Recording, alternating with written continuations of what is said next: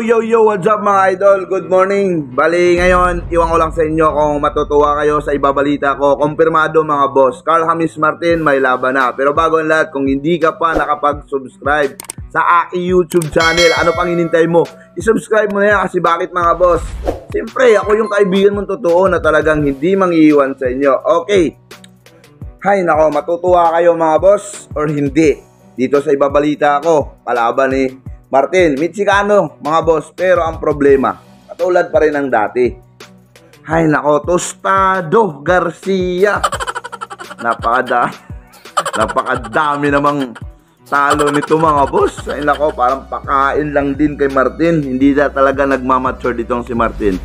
Mayroon ako mga balita patungkol dito kay Tambalolo na parang last na lang daw ito na parang pang tanggal kalawang itong si Martin. Anong tanggal kalawang? Oo.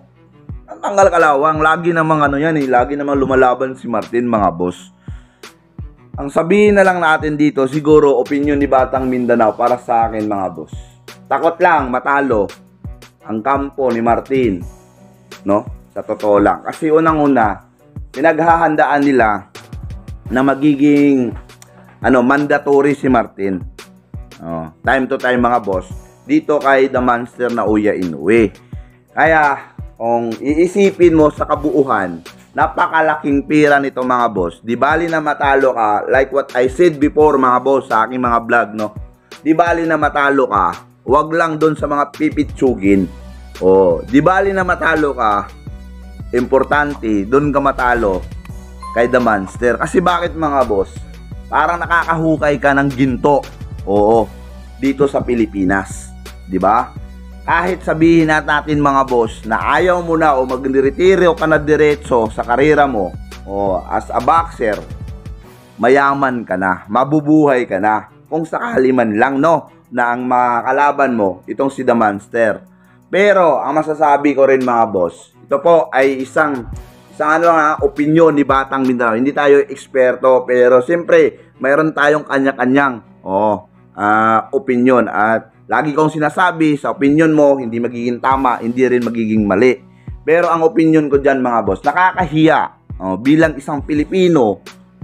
Ito ay lagi kong sinasabi, particular dito kay Martin. Kasi bakit mga boss? Undefeated yung batang ito.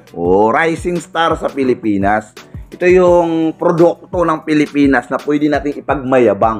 Dinidikit natin pangalan, Carl James Martin. Hindi malayo na magiging katulad ni Uya Inoue.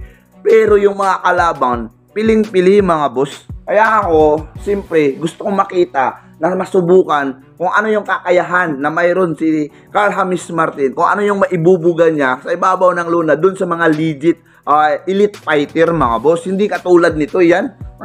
Ano yan? Tostado Garcia. Pangalan pa lang, tusta na.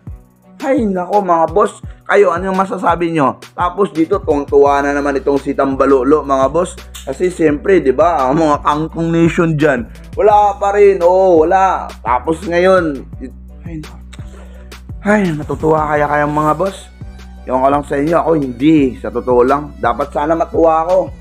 Kung kalaban ni Martin talagang mga di kalibre, pero kung ganito man lang mga boss, kakahiyang maging Pilipino. Boy shit.